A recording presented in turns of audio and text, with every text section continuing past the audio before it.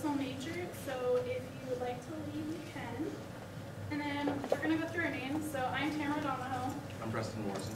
I'm Elizabeth Scott. And I'm Ty Stevens.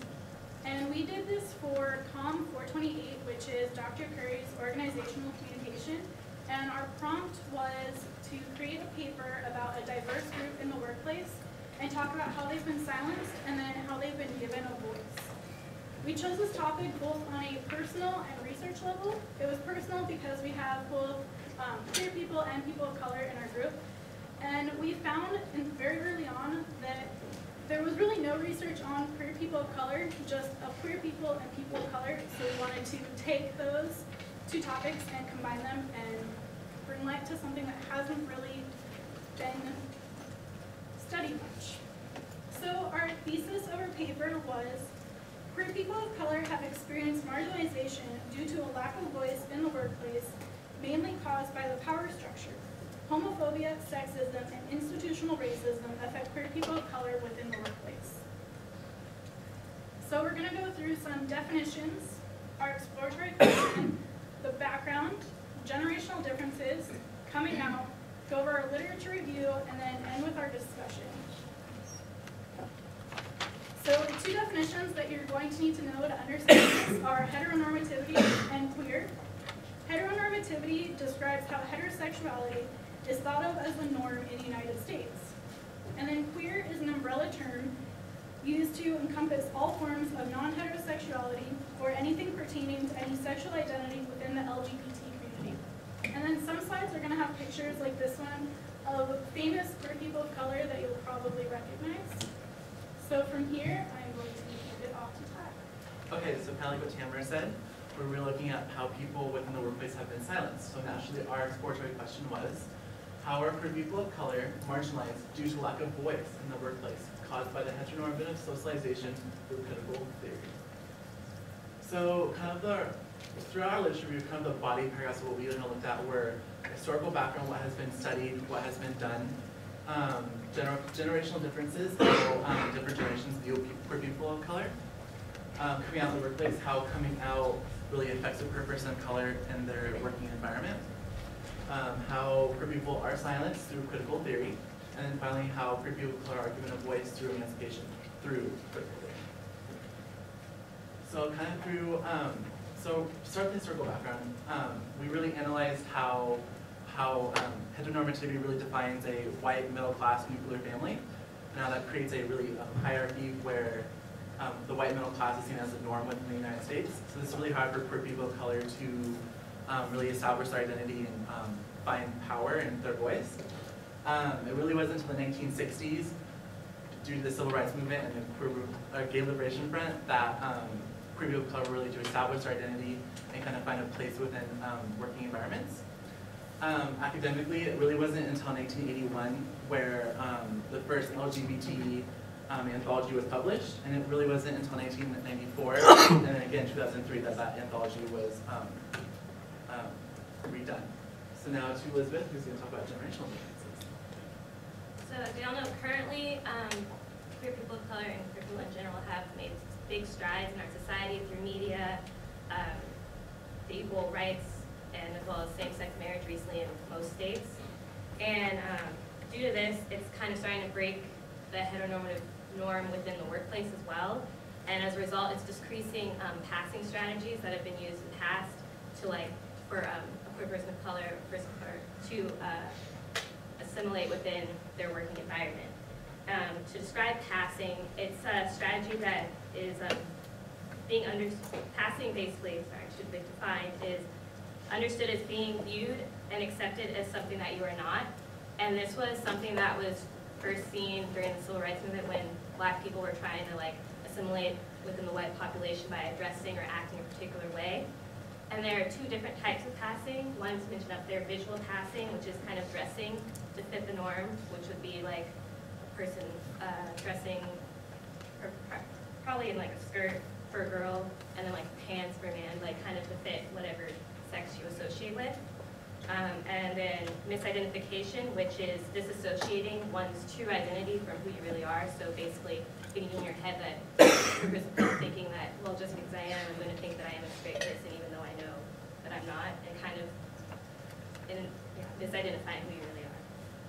So as a result, this definitely marginalized queer people of color within the workplace and made them not want to come out as much, making them not want to come out and making them not want to come out at risk of possibly being fired. So luckily, like I said, due to current strides that we are making today, this is less likely to happen. However, it still does happen because of how many generations work within a workplace. There's our generation, Generation X. We still have some baby boomers at the edge of retirement, even still elders, even older than that, within the work environment. And as a result, still the heteronormative kind of norm still takes effect in certain workplaces.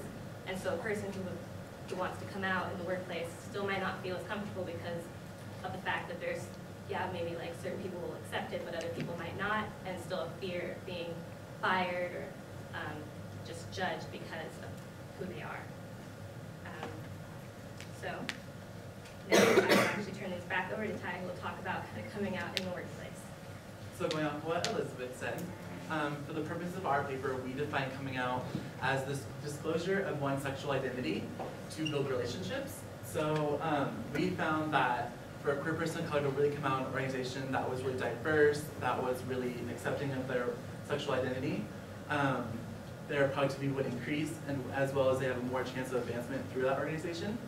However, for a queer person of color to come out within an organization that was not very accepting of their identity, we found that productivity would decrease, and it was really likely that they would probably find employment elsewhere within the first 2 to 3 years.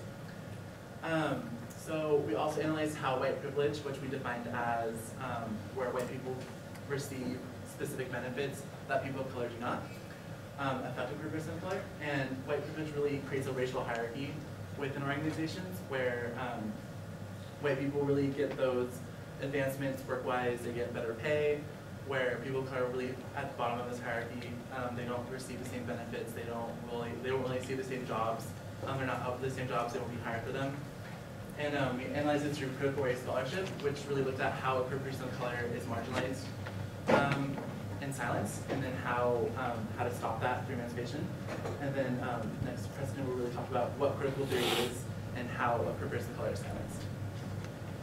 Okay, so my part of the paper was critical theory, which was developed by Marx way back in the day. We took that theory and applied it to what you can call socialization or assimilation as defined by Chaplin. And the idea behind this is the idea that a group enters into a workplace and you have the common. In this case, that would be the white male. You've seen the TV, you flip it on, the average white male is 6 foot tall, usually fairly strong, manages everything pretty well. Now imagine you come to the workplace and you don't fit his norm. You aren't that 6 foot tall, blonde haired, blue eyed white guy. So you're gonna feel like you're a little bit out of place. Now let's take that to the next level and imagine not only do you not fit that stereotype, but you're a person of color and you aren't exactly defined as straight. So this would create for you kind of a paradox. You're trying to fit in, you're trying to get to the next tier of employment, but you have no idea how to break that glass ceiling. And I know most of you probably know what the glass ceiling is. It's the idea where somebody in the workplace gets stuck under an invisible ceiling that may not even be, I guess, intentional, it just occurs. So in the case of critical theory, what we found was the silencing is the first aspect of this marginalization. Now silencing is when your voice is taken away. And for these people, they enter into the workplace, they can't be what and who they really are. And for them, this causes anything from depression to, I guess, torment from employees, being fired, even like we said prior, leaving the job. An example we found, probably the best, most outstanding one, actually occurred in Cape Town, South Africa. And what they found was people of color who were also queer were forced to go live basically in their own little subsection in town. Not strictly because they were queer, but because they were of color and queer. When we saw this, we realized, okay, something's off with this subset. What's the difference? So upon further study, they found that the community there doesn't only not accept them because of their color, but also puts them even farther rung in society because they're queer. So, I mean, you might wonder, how do you get out of this? And right now, there's studies going on around giving them a voice and trying to figure out how they can get back out of that. Which brings us to giving them a voice in the workplace. Race and ethnicity, although you might not realize it, are taken heavily into account. Many places will advertise being diverse, but if you notice, you'll walk right in, it's 95% white people, regardless of where you go. And a lot of this is caused by homophobia and I guess a fear of the other. And along with that, we found that the best way to give these people a voice was truly to sit down and examine the situation. There was 3 or 4 cases we actually studied where in the workplace these people would go in, they would stay basically on the download pass for years. And then when they felt they were comfortable enough to let everybody in their, I guess, their business organization know that they were gay or they were lesbian, they found that one of 2 things happened. Either they were ridiculed and forced to quit, or they were accepted. Now, the acceptance of this doesn't mean that they were literally accepted. It means they felt enough that they felt well enough involved within the company that they felt it would not hurt their progress within the company to come out. Now, along with this, they found one study they conducted was they went into a workplace. They had a dozen or so employees sit down. They asked them questions about how they felt about the community, how they felt that queer people affected the community. After they basically gleaned all the information they could, they came back and then applied this again to another company. And what they did was they sat down and they took the phrases and the terms they heard that were, I guess, the most condescending used for people of color or people who were gay. And they found that homo, fag, queer, about a dozen other terms were the ones that were most typically used in the age range of 24 to 30 for male men. And most of them didn't even realize what they were saying was offensive because they'd gone around it as just a common term, not realizing that a lot of people took extreme offense. And furthermore, when they then applied this, they were trying to figure out how can they stop this? How can they give these people a voice? And what they found out was the best way to do it was to approach a female heterosexual employee, explain to them to talk to that male, and explain to them that it is offensive. And they found in many cases that they didn't hear the word homo or fag in the recent months following it. So it showed some progression. Another case of people of color being given a voice actually occurred in New Orleans, where a club was attacked by an arson, burned to the ground, and 25 people died. Now, you'd think being in basically the Bible Belt of America, that there would be a lot of uprising against giving these people a proper funeral or giving these people a proper rate. What they found was that the crime was so intense that churches in the area actually were like, these people, what were you doing? Why did you do this? And they actually ended up marching the street in honor of giving these people like their time in spotlight because this was not supposed to happen. So that shows you how a voice can be gained. It can also be taken. You don't see that as often now. The civil rights marches are an example when people actually protest openly. But in our study, we found more and more that it seemed like you had to have a willing majority in order to give that minority a voice, to show that they're equal.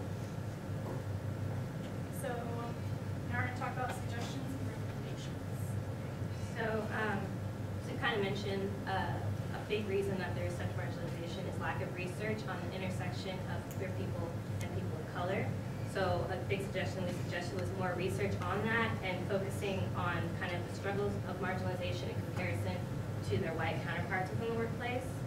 And we felt that this research could be really useful with like ethics boards and human resources at various organizations, corporations, to kind of help allow people of color to feel more comfortable within their environment, and possibly sensitivity, like trainings, and to train them to not say words as kind of Preston mentioned, like homo fag in the workplace because that is offensive, and kind of just trying to make strides in that way to try to make the people of color more comfortable within their environment.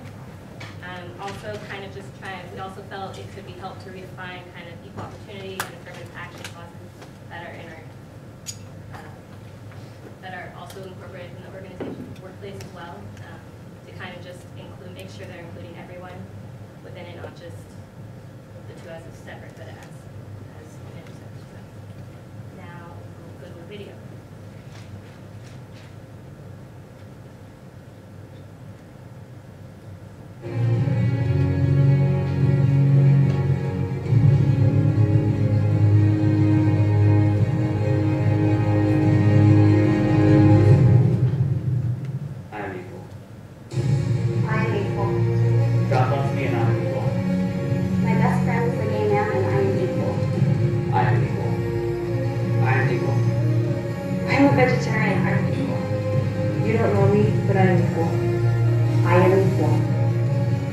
Struggling gay youth, and I am equal. I am equal. I am equal. I am equal. I love my inner beauty, and I am equal. I am equal. I am equal. My mom is a lesbian, and I am equal. I'm equal. I am different, and I am equal. I am equal. I am equal. I am equal. I am equal. When we love, the rest comes really, really easy. And it's time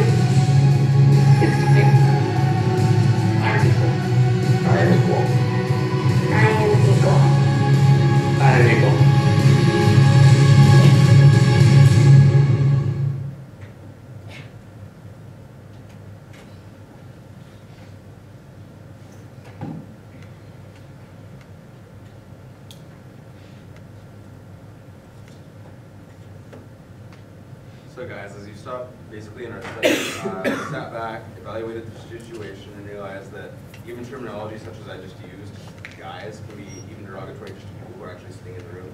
You may not realize it, but as you sit there, you think about it, there's more than just guys in this room. And there's also more than just straight people possibly in this room. So when we sat back and realized this is why I drove our paper, what we found our purpose in. We also realized that when we watched that video, there are social groups trying to move forward, regardless of where you might stand on political issues. The value is in the person, not in what they do. And the way you mistreat somebody in the workplace can drastically affect that. So we concluded after researching multiple studies and refurbishing our thesis, looking back at it, we found that nobody has really studied or focused on the way two intersecting people, two intersecting minorities are affected by two different sets of marginalization. In this case of being queer, and in the case of being colored. It's a very, effectual thing once you sit down and realize it. And so we discovered that our conclusion is, first, further research has to be done. And second of all, there are still many questions that have to be posed. As you saw with Cape Town, that's still happening. That was a study done in 2009. So that's just one step in a plethora of ways. And as you saw further proposed in our study, there are other ways in which you can just adjust your speech even or just talk to your friends so these people feel like they're more accepted to the community. Because it's even the little things in your life that will make it count. Thank you.